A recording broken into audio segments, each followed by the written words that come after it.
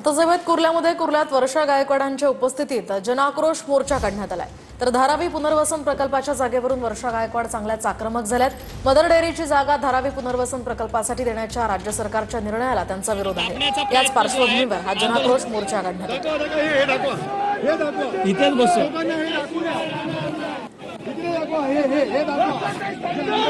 आपण पाहू शकतो की पोलिसांकडून या ठिकाणी अडवण्याचा प्रयत्न जो आहे तो वर्षा गायकवाड यांना होताना सध्या पाहायला मिळतात। पोलीस जे आहेत पोलिसांची बॅरिकेडिंग जी आहे ती या ठिकाणी करण्यात आलेली असल्याचं पाहायला मिळतंय। मदर डेअरी पर्यंत आंदोलन जे आहे हे न जाऊन देण्याचा प्रयत्न जो आहे तो पोलिसांकडून या ठिकाणी होतोय आणि पोलिसांकडून आता वर्षा गायकवाड यांच्याशी चर्चा जी आहे ती पोलीस अधिकारी या ठिकाणी करणार आहेत। परंतु अडाणींना किती जागा मुंबईतली किती जागा देणार हा सवाल जो आहे तो मुंबई काँग्रेस अध्यक्ष आणि अध्यक्ष आणि खासदार असलेल्या वर्षा गायकवाडांकडून उपस्थित केला जातो। एकीकडे मुंबईमधले सगळे जमिनी जे आहेत त्या अडाणींच्या घशात घालण्याचा प्रयत्न जो आहे तो राज्य सरकार करत आहेत।